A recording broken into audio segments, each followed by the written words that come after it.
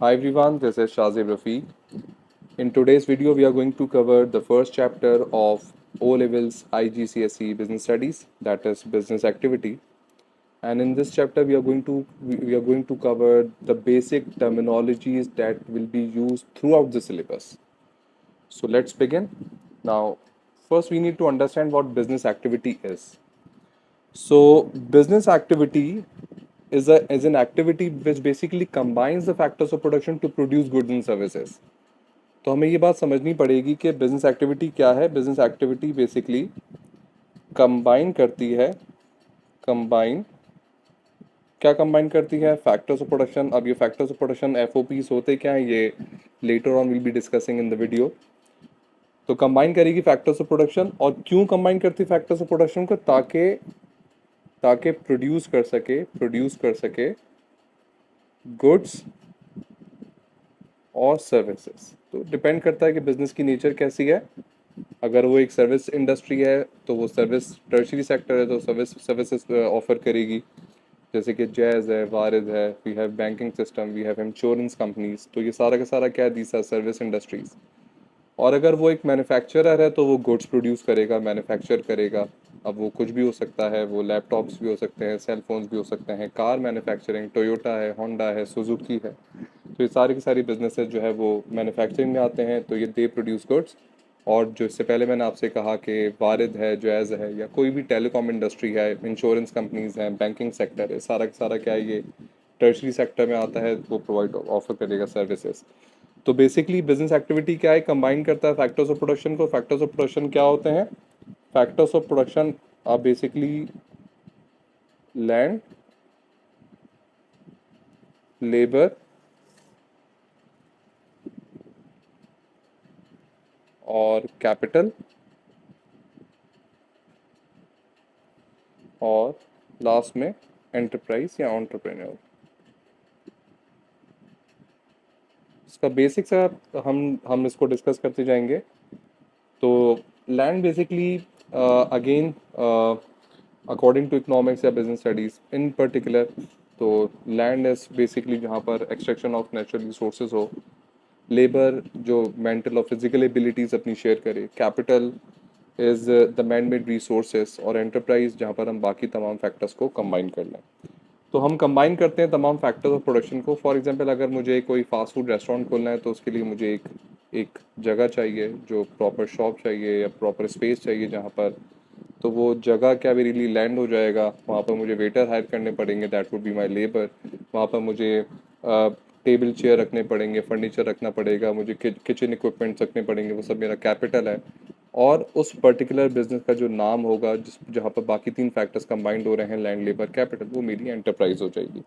तो कंबाइन करता है बिजनेस एक्टिविटी, कंबाइन करता है फैक्टर्स ऑफ प्रोडक्शन को ताकि वो प्रोड्यूस कर सके गुड्स एंड सर्विसेज को. और ये क्यों करता है? इसका एम क्या है? इसका मकसद क्या है? इसके पीछे इसका एम क्या है? तो याद रखिएगा, the aim is to satisfy people's needs and wants. इसका एम क्या है? Aim is to satisfy. Aim क्या है इसका? To satisfy. सेटिस्फाई नीड्स और वांट्स. नीड्स भी करता है सेटिस्फाई, वांट्स को भी करता है. और मकसद क्या है सेटिस्फाई करने का? देखें, कंपेटिटिव मार्केट्स हैं, डायनामिक्स है, कंटिन्यूसली चेंजिंग एनवायरनमेंट है.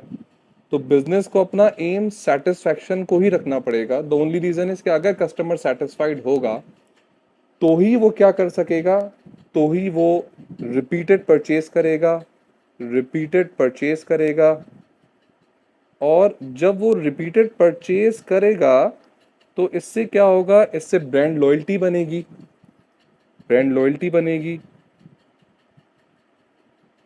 और ब्रांड लॉयल्टी बनने की वजह से क्या होगा कि आप अपने प्रॉफिट्स को मैक्सिमाइज कर सकेंगे.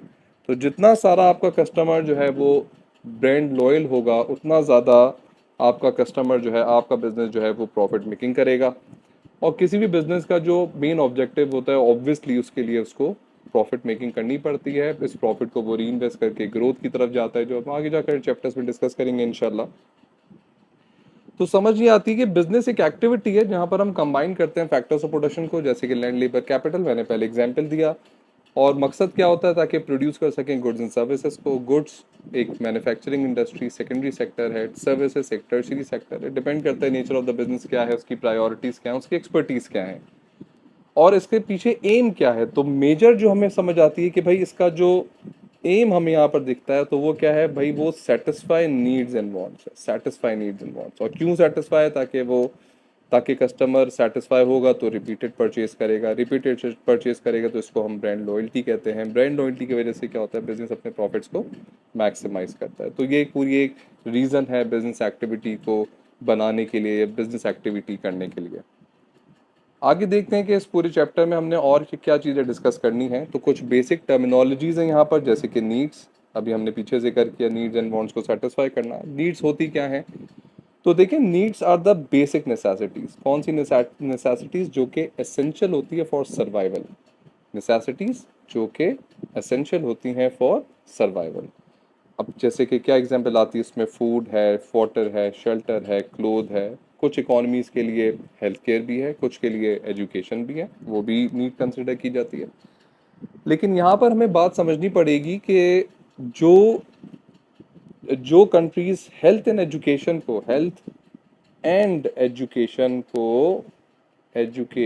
को नेसेसिटी कंसिडर करती है, याद रखिएगा, वो इकोनॉमीज ज़्यादातर जो है वो डेवलप्ड इकोनॉमीज होती हैं। और ये प्रायोरिटी से डिपेंड करता है, इकोनॉमी के जीडीपी पे डिपेंड करता है, जीडीपी पर कैपिटा पे डिपेंड करता है। बहुत सारे और भी एक्सटर्नल फैक्टर्स होते हैं जिसको हम इकोनॉमिक्स में डिस्कस करेंगे, यहाँ पर नहीं करते। लेकिन मैं आपको बताना ही चाहता हूँ यहाँ पर कि डेवलपिंग कंट्रीज़ जो होती हैं वो ज़्यादा फोकस वो करती हैं, उनके लिए जो नेसेसिटीज़ हैं वो है फूड, शेल्टर एंड क्लोथ।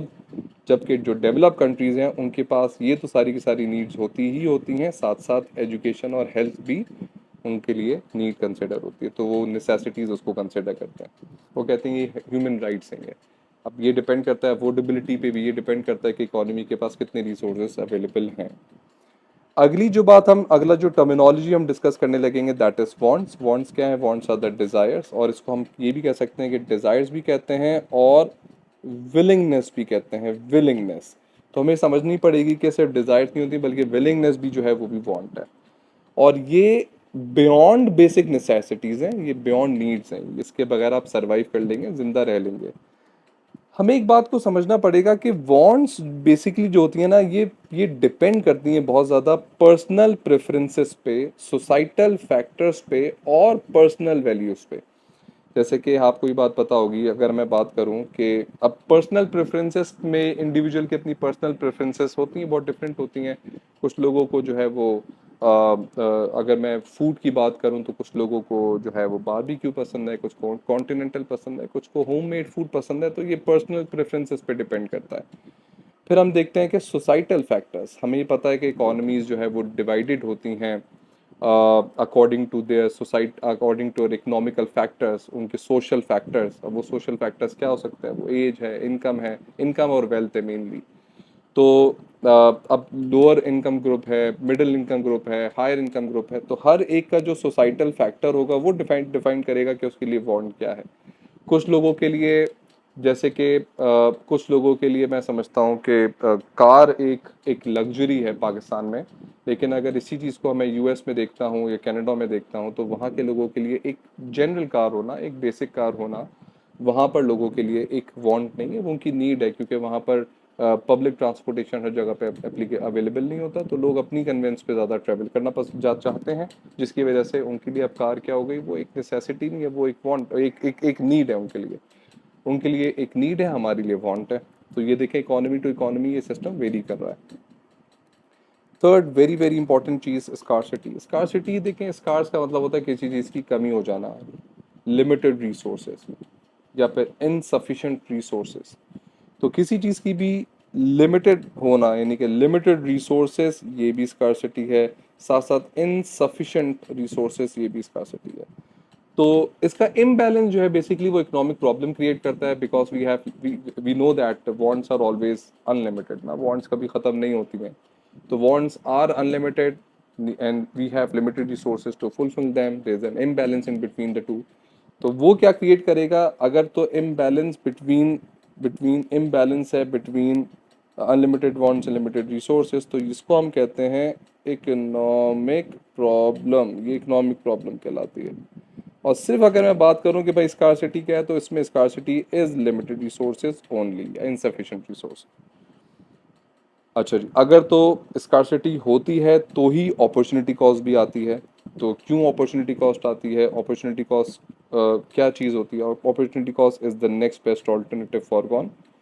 तो obviously when you go to the market to purchase something, आप ईद आती है या कोई भी ओकेजन आता है जिस पे आप कोई चीज़ खरीदने जाते हैं, तो इसमें होता क्या है कि आपके पास हमेशा you have limited resources obviously, तो यू नीड टू प्रायोरिटाइज कि भाई मैंने क्या चीज़ खरीदनी है। तो आप उसकी प्रायोरिटी पे सेट करते हैं कि भाई पहली प्रायोरिटी मेरी क्या है, सेकंड क्या है, थर्ड क्या है, तो दैट वुड बी योर, तो दैट इज़ योर प्रायोरिटी। और आप क्यों अपनी प्रायोरिटाइज कर रहे हैं अपनी तमाम नीड्स एंड वांट्स को या अपनी लाइकिंग डिसलाइकिंग को? तो इसकी वजह ये होती है कि भाई आपके पास लिमिटेड रिसोर्सेज हैं। अब लेट सपोज आप शॉपिंग करने जा रहे हैं and you have 20,000 to spend. तो 20,000 में आप पूरी मार्केट तो परचेज नहीं कर सकते। हो सकता है कि आपको 5 ड्रेसेस पसंद आ रहे हों, लेकिन एक ड्रेस की प्राइस जो है वो 10,000 है, तो उसमें से कोई भी दो आप पिक कर सकते हैं। तो जो दो आप पिक करेंगे, चूज करेंगे best one, that would be your. और बाकी जिसको आप फॉरगो कर देंगे, छोड़ देंगे, that is an opportunity cost. सवाल एक और भी होता है कि हम अपॉर्चुनिटी कॉस्ट को कैलकुलेट क्यों करते हैं? Why do we calculate opportunity cost? तो देखिए यहाँ पर बहुत इंपॉर्टेंट है, opportunity cost is the way of measuring the cost of choices in terms of forgone alternatives. ये बहुत इंपॉर्टेंट है समझना। इसका मतलब ये होता है कि आप कभी कभी ऐसा भी कर जाते हैं कि आप गलत फैसले कर जाते हैं, और फिर आपको अंदाज़ा ये होता है कि यार मैंने अगर वो चीज़ ले ली होती तो ज़्यादा मुझे बेनिफिट होता, या वो चीज़ ज़्यादा अच्छी लग रही थी। तो यहाँ पर हमें इस बात को समझना पड़ेगा कि हम अपॉर्चुनिटी कॉस्ट को कैलकुलेट करते हैं तभी हम चीज़ों की वैल्यू को डिफाइन कर पाते हैं। आज जैसे मैंने अभी आपसे कहा कि भाई 5 ड्रेसेस मुझे पसंद आ रहे थे, तो लेकिन मेरे पास खरीदने के लिए जो पैसे थे वो कोई भी दो मैं परचेज कर सकता था। तो हुआ ये कि जो 5 में से मैं क्या करूँगा, 5 में से जो बेस्ट होंगे टू उसको परचेज करूंगा। अब वो बेस्ट कौन से होंगे, तो मैं उसको क्या करूंगा, भाई नंबर 1 पे ये है, नंबर 2 पे ये है, नंबर 3 ये है, नंबर 4 ये है, नंबर 5 ये है। तो जो फर्स्ट 2 होंगे ये मेरे लिए बेस्ट होंगे, ये मेरे लिए चॉइस हो जाएगी, और बाकी 3 जिसको मैं फॉरगो कर रहा हूँ that would be my opportunity cost. तो वो मुझे कम वैल्यू दे रहे होंगे, ऐसा नहीं कि मुझे वैल्यू नहीं दे रहे, वो मुझे पहले वाले 2 ड्रेसेस से कम वैल्यू दे रहे हैं, पहले वाले 2 ड्रेसेस ज़्यादा वैल्यू ऑफर कर रहे हैं, जिसकी वजह से मैं उसको खरीद लूंगा, वो मेरी चॉइस बन जाएगी। और जिसको मैं छोड़ूंगा वो मेरी अपॉर्चुनिटी कॉस्ट है। आई होप कि ये कॉन्सेप्ट आपको समझ आ गया होगा। अच्छा, इसको आप इंडिविजुअल लेवल पे भी ले सकते हैं। और जब हम बात करते हैं अपॉर्चुनिटी कॉस्ट की, तो अपॉर्चुनिटी कॉस्ट को इंडिविजुअल लेवल पे भी डिस्कस किया जाता है, ऑर्गेनाइजेशनल लेवल पे भी किया जाता है, इकोनॉमिकल लेवल पे भी किया जाता है। इंडिविजुअल लेवल की मैंने अभी आपको एग्जांपल दे दी। Organisation level, obviously they have limited resources, they need to decide whether to which resource to utilise first. तो क्या चीज़, अगर फॉर एग्जांपल अगर मैं बात करूं, कोई टेक्सटाइल कंपनी है, उसके पास ऑप्शन है कि भाई तो उसके पास 5 प्रिंट हैं, लेकिन ऑब्वियसली उसके पास मशीनें भी 2 ही हैं, तो 2 ही प्रिंट वो मेक बना सकते हैं, मैन्युफैक्चर कर सकते हैं।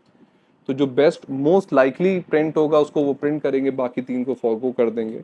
इसी तरीके से इकोनॉमी भी, बिजनेस भी, गवर्नमेंट भी इसको यहाँ पर एक अपॉर्चुनिटी कॉस्ट को कैलकुलेट करता है कि अगर मैंने अपनी रिसोर्सेज को एजुकेशन पे इन्वेस्ट किया, तो ऑब्वियसली मेरा हेल्थ केयर है, मेरा इंफ्रास्ट्रक्चर है, मेरे लोगों की सैलरीज हैं, वो एक बहुत बड़ी अपॉर्चुनिटी कॉस्ट है। तो हमको देखना पड़ता है, इकोनॉमी को भी, गवर्नमेंट को भी देखना पड़ता है कि यार मेरे लिए इस वक्त कौन सा डिसीजन लेना ज़्यादा बेहतर है। क्या मेरे लिए इंफ्रास्ट्रक्चर को डेवलप करना ज़्यादा ज़रूरी है? क्या मेरे लिए लोगों की सैलरी को बढ़ाना ज़्यादा ज़रूरी है बजट में? क्या मेरे लिए हेल्थ केयर पे पैसा ज़्यादा खर्च करना ज़रूरी है? क्या मुझे एजुकेशन पे इन्वेस्टमेंट करना चाहिए? क्योंकि since government have limited resources and they need to decide, तो अगर तो वो किसी एक ऑप्शन को भी डिसाइड करते हैं, तो ऑब्वियसली वो बेस्ट वन होगा और उस वक्त की सबसे ज्यादा की जरूरत भी वही होगी। तो बाकी 3 चीजें क्या हो जाएंगी, that would be your opportunity cost. तो वहां पर आप इसको कैलकुलेट कर सकते हैं। गवर्नमेंट इसको कैलकुलेट करती है और देखती है कि सबसे ज्यादा जरूरत किस चीज की, वो उस पर इन्वेस्ट करती है। और अदर जो जरूरत, ये भी देखें, ये भी जरूरत की चीजें हैं, लेकिन इनको फॉरगो कर दिया जाता है just because government have limited resources.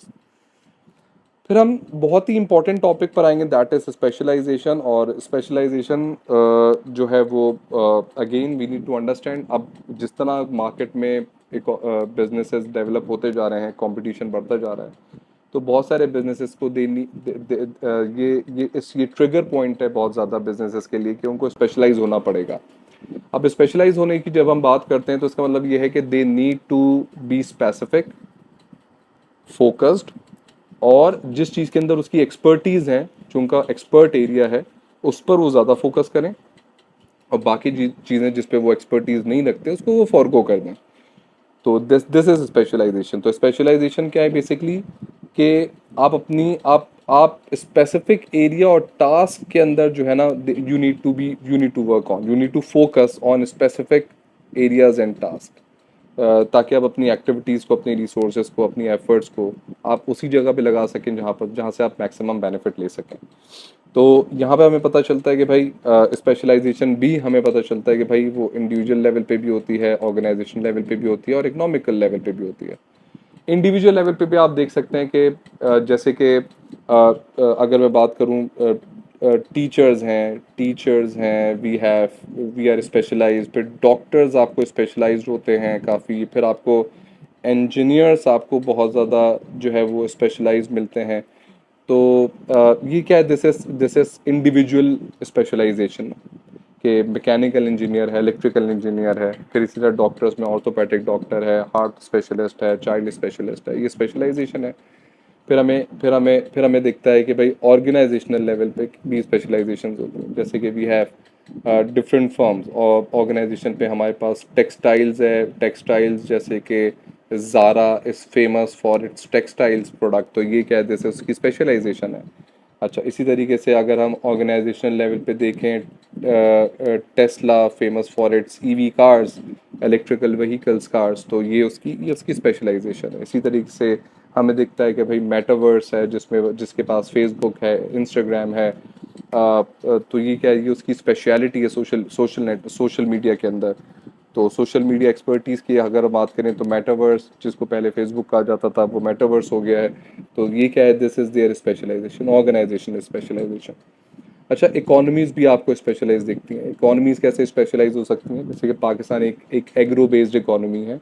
Pakistan की जीडीपी का एक बड़ा पोर्शन हमें प्राइमरी सेक्टर से मिलता है, तो पाकिस्तान एक एग्रो बेस्ड इकोनॉमी हुई। तो पाकिस्तान की स्पेशलिटी क्या है, प्राइमरी सेक्टर।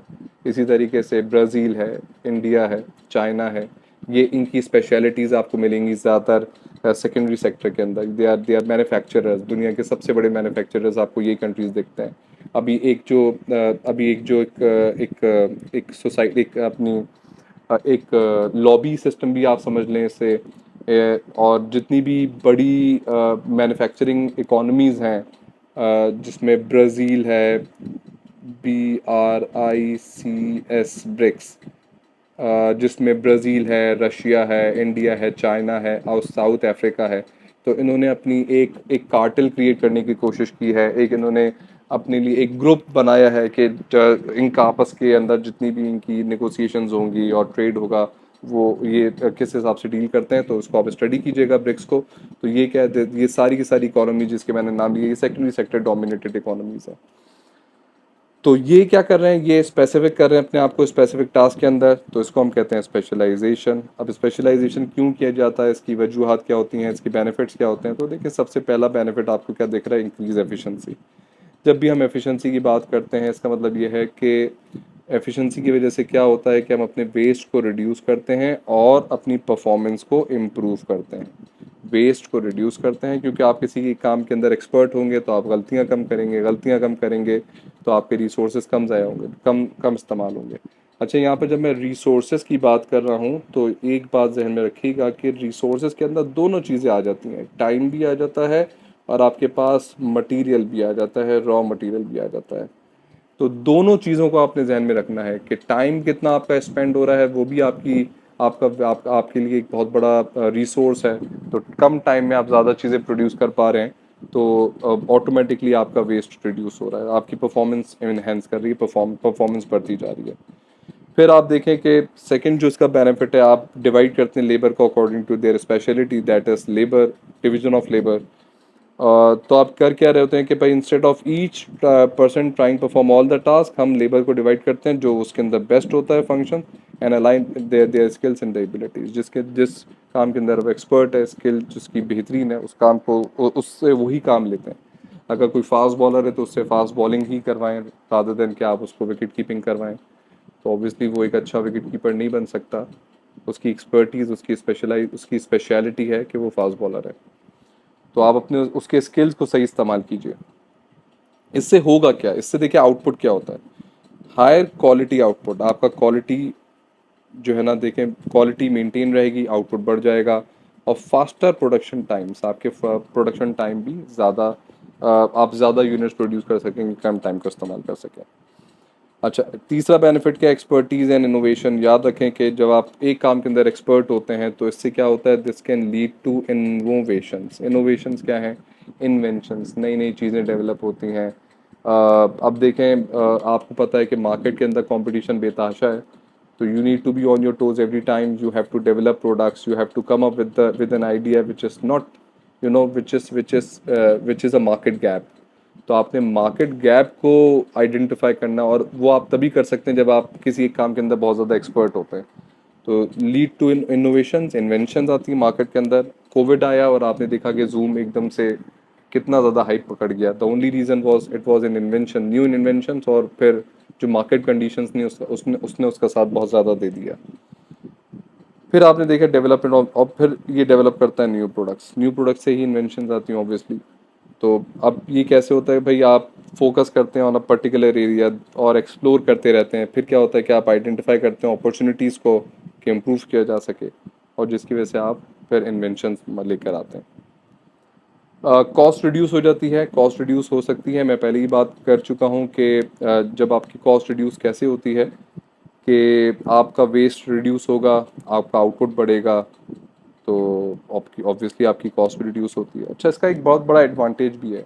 होता यह है कि जब बिजनेसेस ग्रो करना शुरू कर देते हैं ना, ग्रो करना शुरू कर देते हैं, तो वो एडवांटेज लेते हैं इकोनॉमीज ऑफ स्केल का।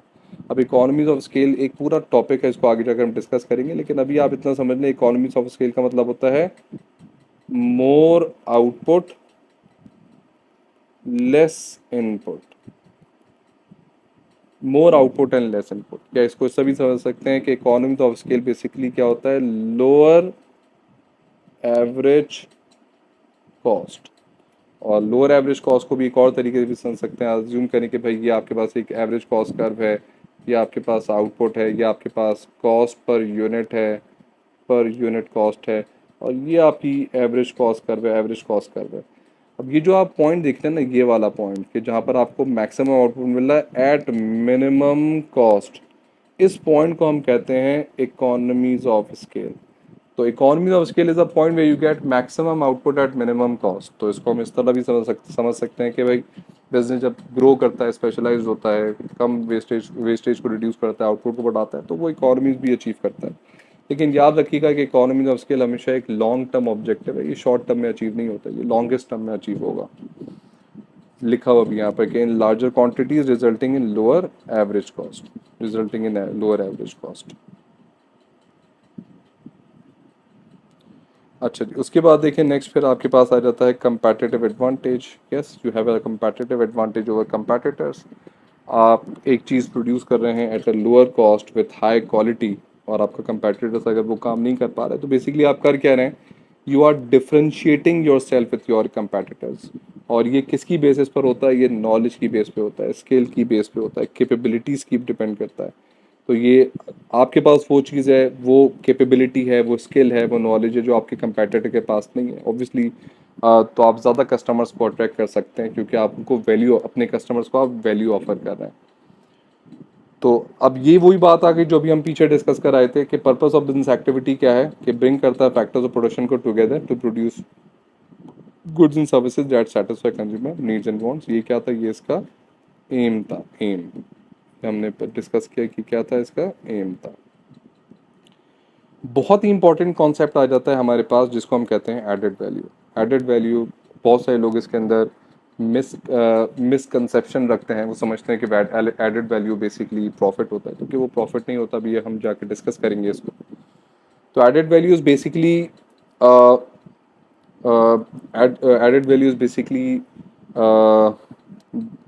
the difference between cost of purchasing raw material and the selling price. So when you basically subtract selling price minus cost of bought in material तो बेसिकली ये क्या है, this is your added value. तो added value is basically selling price minus cost of bought in material. तो हमें समझना पड़ेगा कि भाई during the production process of business adds value to the raw material in which it uses making a product. तो ये एक बड़ा डिफरेंस है। डिफरेंस किस चीज़ का है, मैंने आपको बताया, purchase of raw material and the selling price.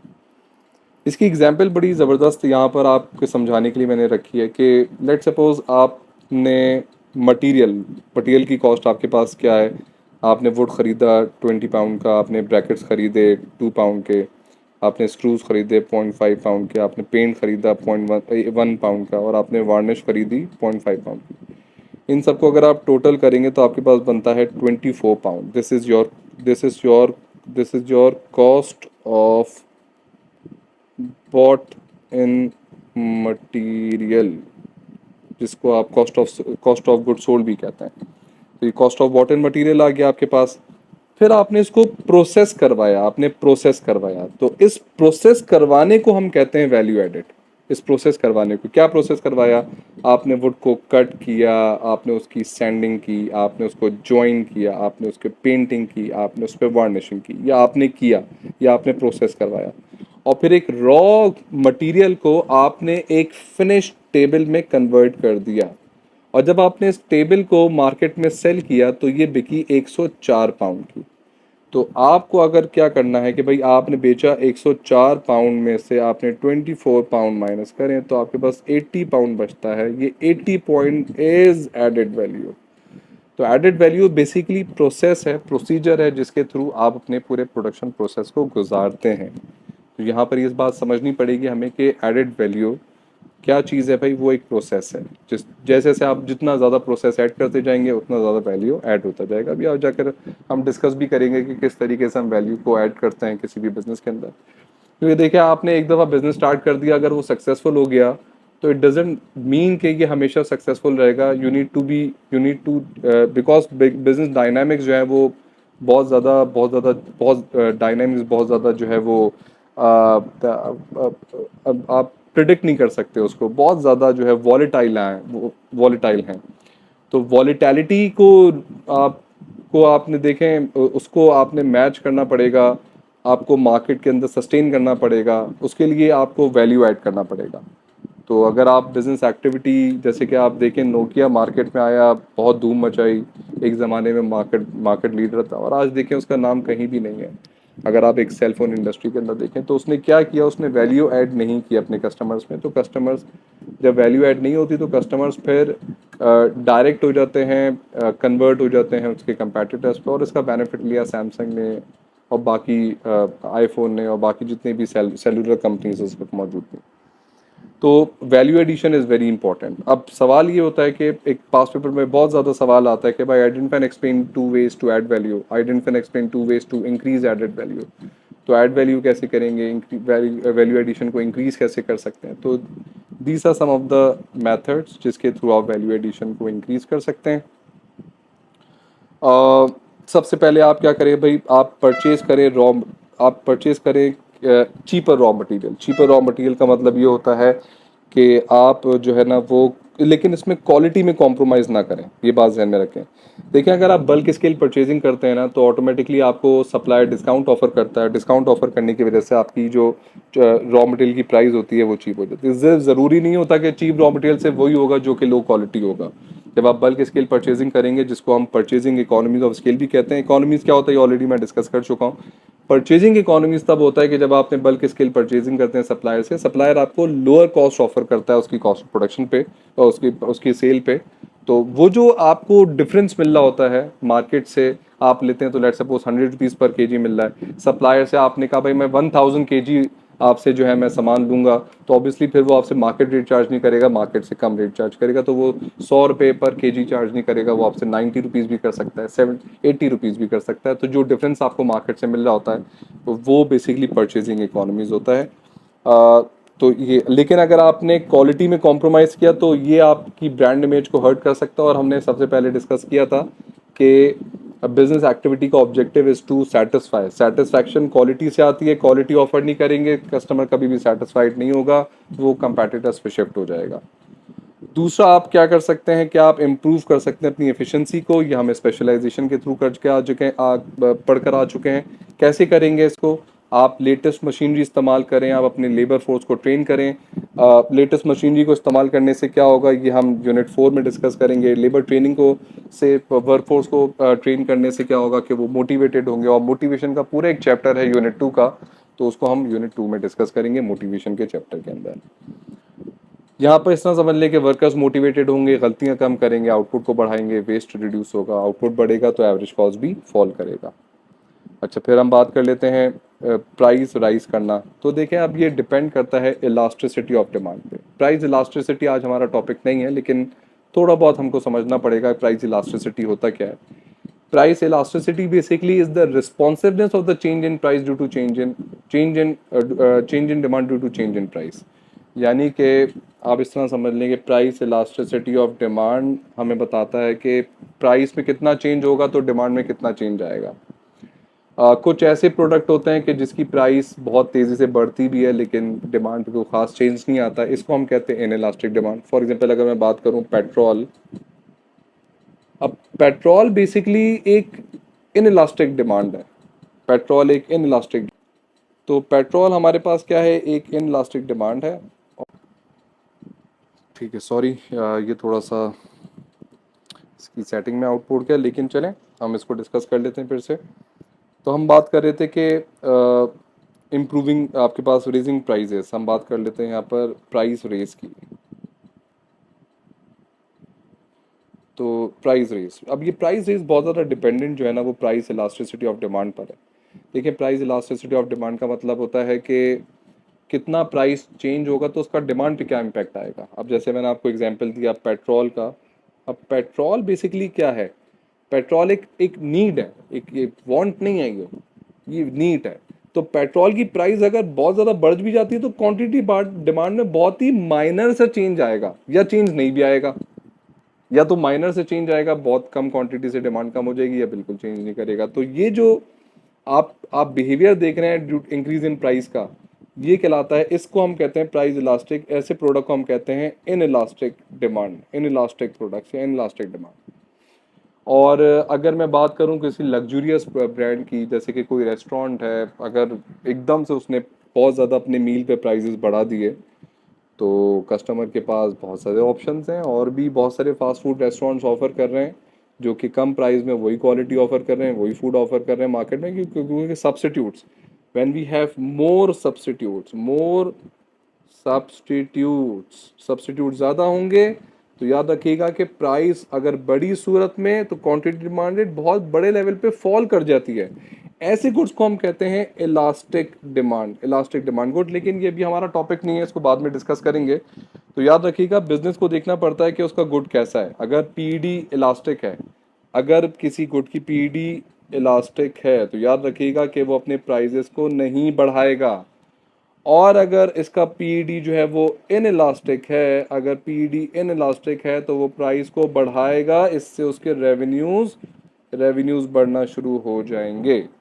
तो this is how we need to understand, this is what how businesses take things. अगर तो वो प्राइस को बढ़ाएगा तो उसके लिए देखना पड़ेगा कि उसकी इलास्टिसिटी कैसी है, जैसे मैंने अभी आपको बताया। अच्छा जी, उसके बाद फिर हम बात करेंगे भाई ब्रांड स्टेटस। तो देखें, ब्रांड बनाने में जो है ना वो बिजनेसेस को बहुत टाइम लगता है, और ब्रांड एक दफ़ा डेवलप हो जाता है तो याद रखिएगा, एक बात मैं आपको बता रहा हूँ कि ब्रांड अगर बन जाता है तो गुड जो है ना, एक एक लग्जूरियस गुड, एक लग्जरी गुड, लग्जरी का मतलब है कि वो इलास्टिक गुड है, एक इलास्टिक गुड वो इन इलास्टिक हो जाता है, इन इलास्टिक हो जाता है, क्योंकि customer is willing to pay the higher prices for the product, और जिसकी वजह से वो हायर प्राइस पे करने की वजह से क्या होगा कि वो एक एक इन इलास्टिक गुड बन जाता है। तो हर बिजनेस की कोशिश ये होती है कि वो अपने गुड को ज़्यादा से ज़्यादा ब्रांड बना सके, और ब्रांड नहीं डेवलप होते 1-2 साल 5 साल के अंदर, इट टेक्स टाइम। अगर आप नाइकी की बात करें तो नाइकी को it's been 125 years now, Nike को ऑपरेट करते हुए 125 साल के अंदर उसने अपना ब्रांड डेवलप किया है। तो it's a long term process. आपको कंटेंट कंसिस्टेंसी रखनी पड़ती है, कंटिन्यूस एफर्ट्स रखने पड़ते हैं, तो जाके ब्रांड डेवलप होता है। लेकिन फिर इसका आपको बेनिफिट भी फिर वैसा ही मिलता है। फिर आप देखें, फिर आप एडिशनल सर्विसेज ऑफर कर सकते हैं। एडिशनल सर्विसेज में आपने फ्री होम डिलीवरी ऑफर कर दिया, आपने कोई किसी किस्म का कोई आपने जो है आपने वारंटी, जो वारंटी होता है, वारंटीज़ होते हैं, फ्री डिलीवरी सर्विसेज होती हैं। फिर आपने कोई किसी किस्म का कोई प्रॉब्लम है तो नो क्वेश्चन आस्क पॉलिसी आपने रख दी। तो ये सारा का सारा क्या है मेरा बेटा, this is what we call additional services. और last but not the least हम इसको डिस्कस करेंगे लास्ट बात को, that is improving customer access. आप कस्टमर एक्सेस को किस तरीके से इम्प्रूव कर सकते हैं? तो कस्टमर एक्सेस को हम इम्प्रूव कर सकते हैं बाय एडिंग वैल्यू। आप कस्टमर से कंटिन्यूस फीडबैक लें, कस्टमर को जो ऑफर्स आ रही हैं वो उनको बताएं, अपनी प्रमोशनल एक्टिविटीज़ के बारे में बताएं। ये तमाम की तमाम चीज़ें क्या है, this is how you create convenience to the customer. जितनी ज़्यादा कन्वीनियंस आप क्रिएट करेंगे अपने कस्टमर्स के लिए, उतना ज़्यादा वैल्यू ऐड होगा, उतना ज़्यादा कस्टमर की विलिंगनेस होगी आपके प्रोडक्ट को ख़रीदने के लिए। I hope you enjoyed the lecture, I hope you like it. अगर आपको पसंद आया है तो इसको, मेरे चैनल को सब्सक्राइब भी कीजिए, लाइक भी कीजिए, और बेल आइकन पे ज़रूर क्लिक कर दीजिएगा, ताकि जो भी नेक्स्ट वीडियो हमारी आ रही हो अपलोड करें तो सबसे पहले वो आप तक पहुंच जाए। और अगर आपको वीडियो बहुत ही पसंद आ गई है तो इसको अपने दोस्तों के साथ शेयर भी कीजिएगा। जज़ाकल्लाह, thank you so very much.